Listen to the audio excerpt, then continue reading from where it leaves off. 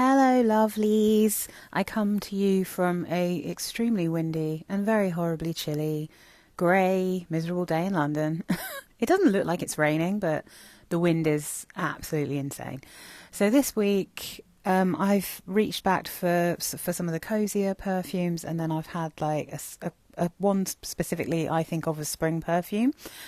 But yeah, it's been a real hodgepodge. I still haven't got round to responding to people's comments yet from last week, just because work is just really kicking my arse at the moment, and I'm just kind of retreating into TV and reading and not necessarily YouTubey things at the moment while everything's quite stressful.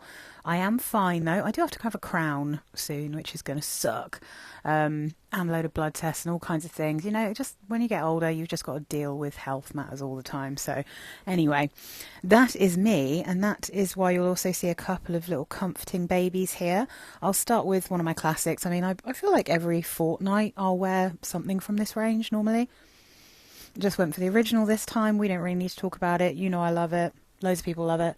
Mon Guerlain EDP, the original, the classic, the delicious lavender, tonka, vanilla, licorice heaven. So this bad boy, more of a bad girl, this one, I would say. Soft girl. Lavender and bergamot in the top, iris, jasmine, sambac and rose in the mid, base notes Tahitian vanilla, coumarin, Australian sandalwood, licorice, benzoin and patchouli.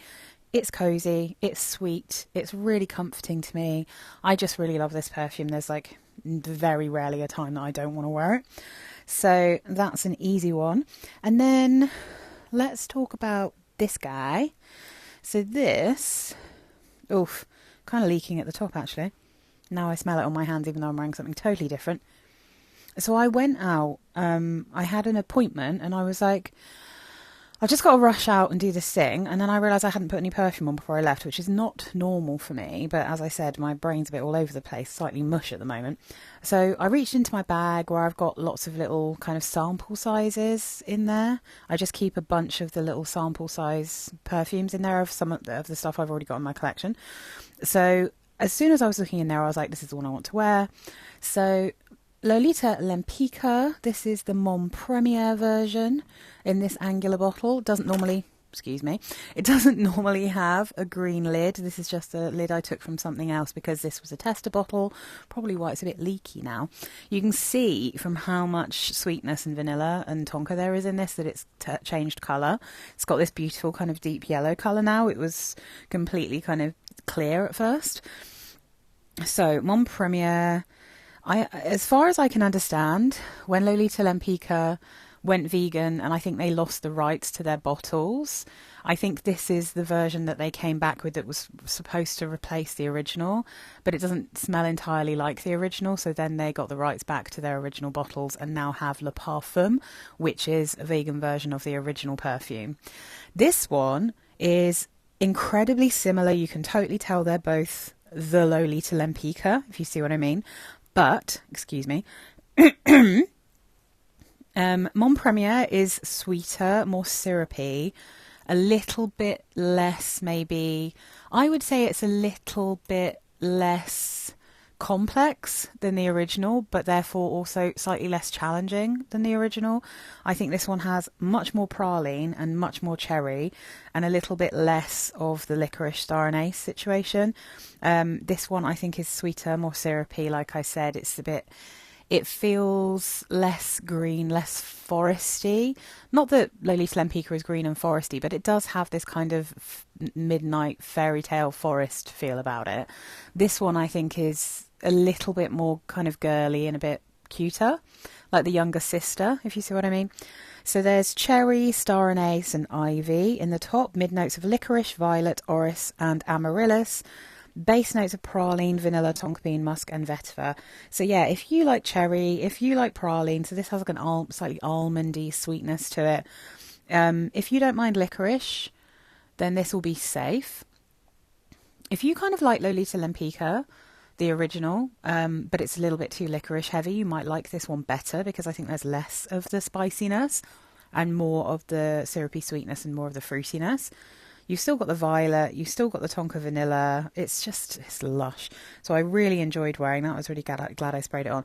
I normally wear it when it's really cold. I think that's when this one smells best, but it wasn't massively cold on that day. I just didn't go too heavy with it. It helped that it was from like a tiny sprayer, so it wasn't like massive sprays. But once I got home, I topped it up with this one, just with a light spray, and it's beautiful. It's just so beautiful. So, next up, I think I've managed to just close a bunch of things. Honestly, my fingers, I do manage to smash things up. So I think I'm probably going to go for this one next. How is it in terms of room? Yeah, let's do this one.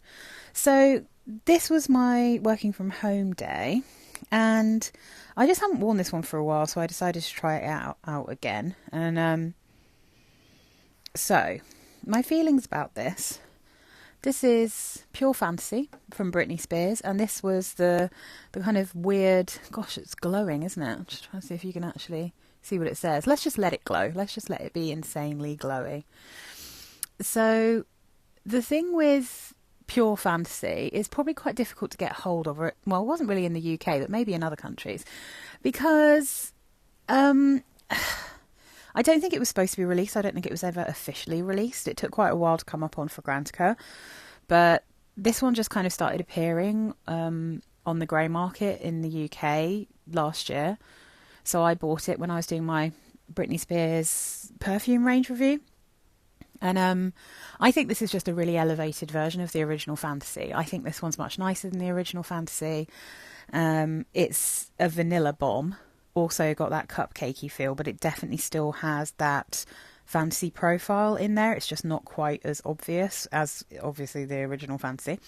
So this one has nectarine, lychee and quince in the top, middle notes of vanilla, cupcake and jasmine, base notes vanilla bean, tonka bean and sandalwood. And what I was saying when I tested this out is it's kind of like Fantasy meets something like Burberry. Oh my god, what's it called? Not Brit. Goddess. A little bit like, yeah, if you mix the kind of yummy vanilla-iness from Goddess with the original Fantasy without that kiwi note.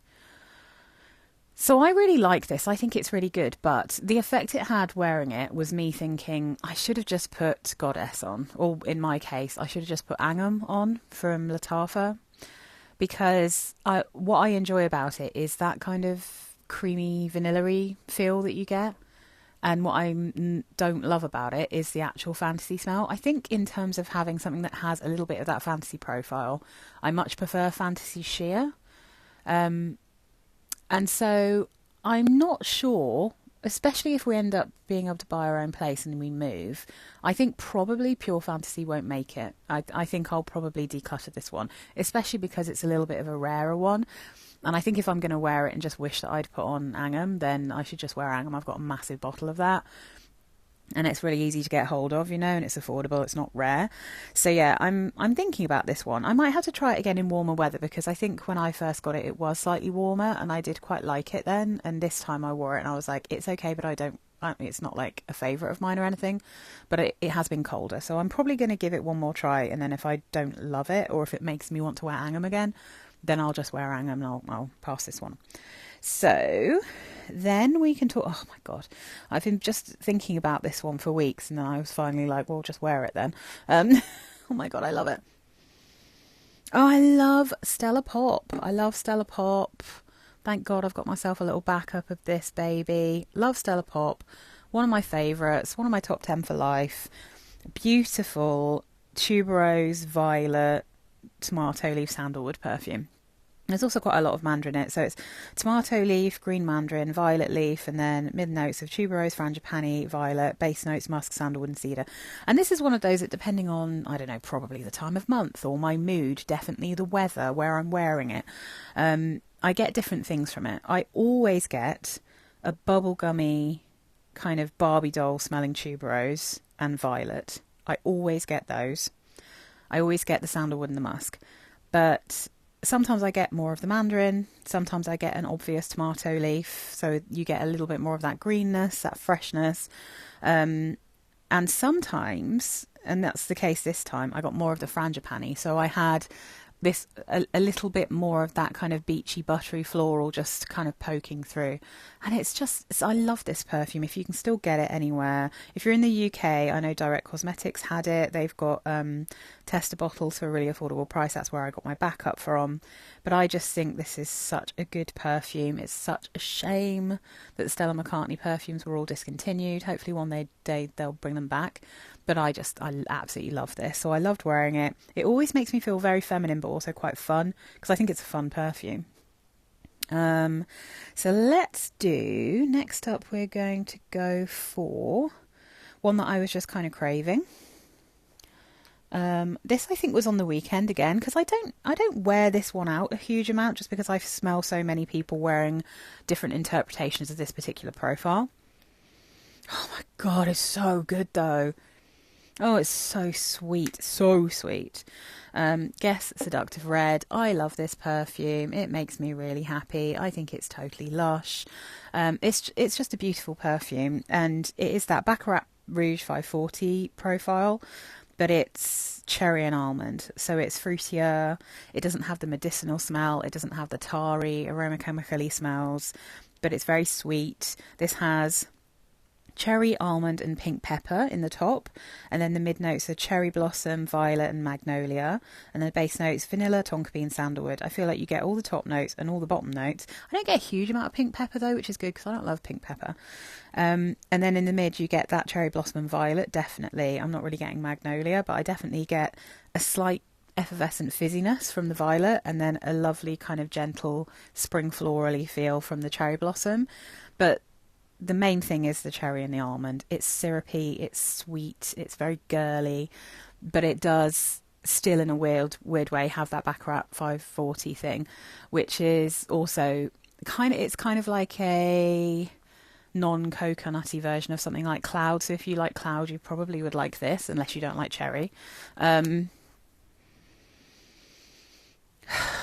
makes me happy. See, I could easily spray this on again today. And to be honest, what I've sprayed on today I can barely smell right now, so maybe I just will. I'm just going to add some of this now. Sorry guys, I just have to. It's one of those I'm in the mood for this kind of days. Oh, so good. I love the cherry in this. I think it's so good. I don't think it leans into what people say is like cough medicine territory with this cherry, which I really appreciate. But yeah, absolutely delicious. Now, the next two. One of them you will have seen that I had, because if you've watched my haul, it was in a haul a while back, but I hadn't worn it until this week. And the other one I've had for quite a while, but I haven't put up the video yet of the range review I'm doing of this. So both of these are new, technically, to me actually wearing them. So what should we start with? Let's start with this one. Get the notes up. I don't know how the notes actually relate to the way this perfume smells to me, but let's talk about it anyway. This is so cute. This is such a cute perfume. This is Revlon Fire and Ice in this cute little bottle. I just got a little 15ml. This is a cologne spray, so it's not particularly strong, and it's not... I didn't find this challenging at all, but the thing is, this perfume smells like the sort of early to mid 90s to me. It's so evocative of that period of time, because it does smell a little bit like Issy, I think it was called. I'm not sure if you pronounced it Icky or Issy, but Issy sounds better. A coty perfume that I had when I was younger. And this one, it doesn't smell exactly the same, but they definitely smell like they're related to each other. So there's just like a hint of that very nostalgic smell from the little red and silver bottle that I had that I loved. But yeah, this is weird, because the votes, and again, this has probably just changed a lot, like the original formulation probably smelled really different. But if I give you the notes, top notes, tangerine, orange blossom and osmanthus. Middle notes of orchid, tuberose, magnolia, narcissus. Base notes, amber, incense, musk and woody notes. Now, the votes for this are amber, tangerine and incense at the top. Amber by a long way. But this is not the kind of amber that I kind of recognise, because I'm not keen on amber. I don't really like amber very much. This, for me, is the tangerine and osmanthus in the main, a little bit of amber and musk, a lot of sweetness, and it kind of smells a bit like pineapple to me. I don't really get much incense. I feel like there is a slight orange blossom tuberose kind of bouquet going on, but osmanthus more than anything. And maybe the amber, but a different kind of amber to what I'm used to. It's not thick, it's not powdery. Like I said, there is a real sweetness, but it's kind of sheer. I mean, that might just be the concentration, but it just feels very sheer. It's fruity, it's fun, it's sweet. It's really hard for me to explain what this smells like. I'm going to look at what else it's been compared to in case there's something that people have a chance of smelling before. So, Amber Romance from Victoria's Secret, don't know it. Issy by Coty, which is this little guy here. And I had that one and I loved it.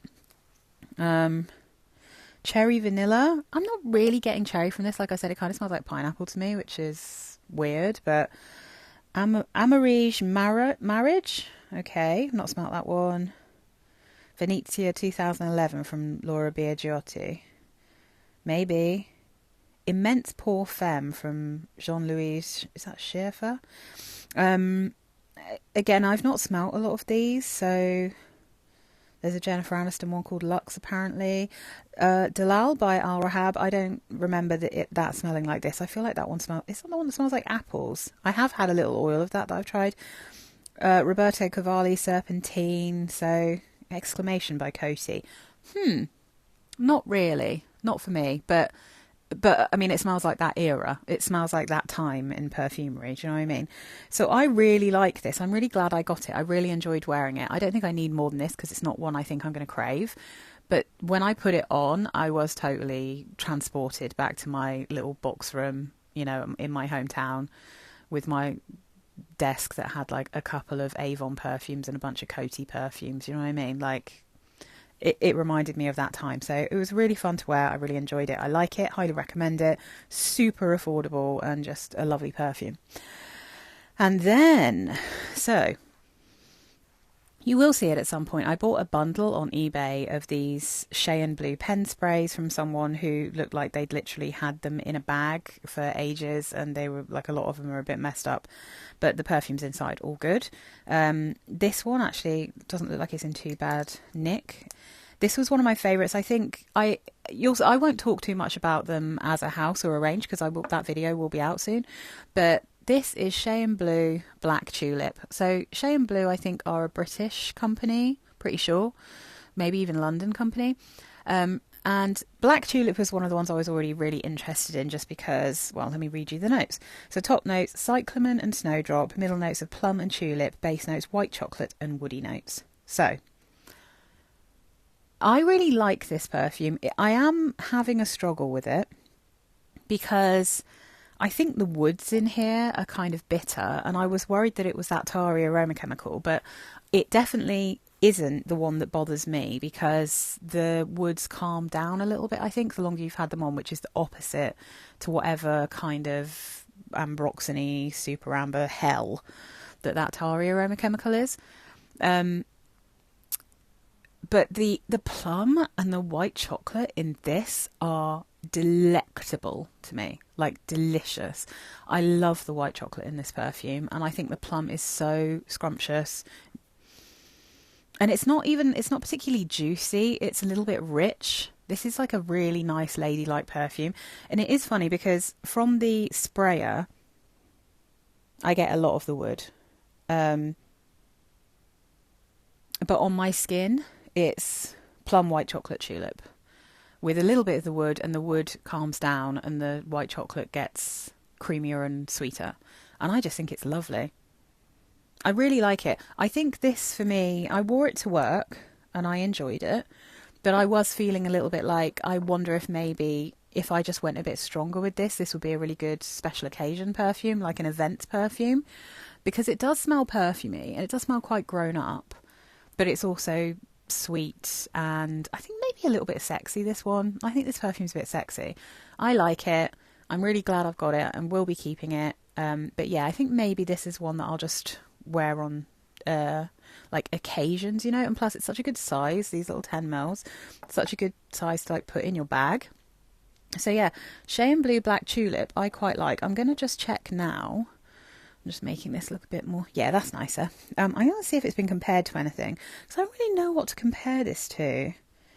Icon Vanilla by Guardi. I don't know what that is.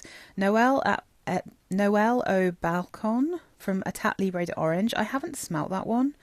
There's a Mugler called Naughty Fruity, apparently. And one called Musical Vibrations by Quali. I don't know. I haven't smelt any of these. So it's really... I mean, that's what I'm saying. Like, I don't really know what to compare this to. I do tend to like sweet plum perfume, so I don't want to say it doesn't smell anything like poison. I'm not saying it smells like poison. But if you give me a perfume that has a nice kind of rich plum with something else that's sweet, like honey or white chocolate, I am going to fall for it hard. I think that does seem to be the way. There's a lovely plum in Mediterranean as well, and that there's something really sweet in that perfume as well, but it's like a light kind of sugary sweetness, not a syrupy sweetness. But I think I really like plum. I think I really like plum in perfumes. And this one I think is really good, but unfortunately I don't really know how to compare it to anything else because I think it's quite original. Some people really don't like this. I have a feeling I've seen Claire Smith say that she understands why other people like it, but this one didn't work for her. But yeah, Shay and Blue as a house are kind of random. You'll see when I talk about the other perfumes, like kind of a weird house for me. But I think this one's good. I think this one's worth getting your nose on. And the other good thing about it is, especially if you're in the UK, you can find Shay and Blue just full price if you want to try a 10ml. They're really quite affordable just to get them. They sell them in Marks and Spencer's, and I think that Black Tulip is one of their quite popular ones, so probably you can smell that in store. So that's good. But also you can get them on eBay and Vinted for like such good prices. There's still some that I want to smell. Like I really want to smell... I think I want to smell Blood Oranges, and I want to smell their Cherry Blossom one. There's just a bunch that if I see another like cheap bundle or something on eBay, I will get them because they're really easy to give away at work as well if I don't like them. Yeah, so Black Tulip, really nice. I think I wore some real beauts this week. Some very nice things. But yeah, Seductive Red... I'm obviously back in the mood for it. It's really doing it for me at the moment. It's absolutely lush.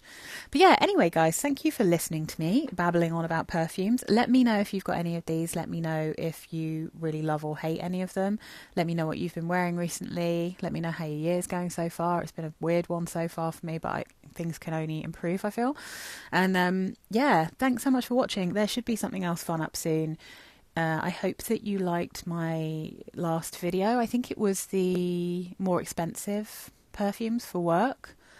Yeah, so I've got some cool stuff coming up actually. So yeah, keep tuned, stay tuned. Please do consider subscribing if you're not already subscribed. And I thank you to all the people who already have subscribed to me. You are wonderful.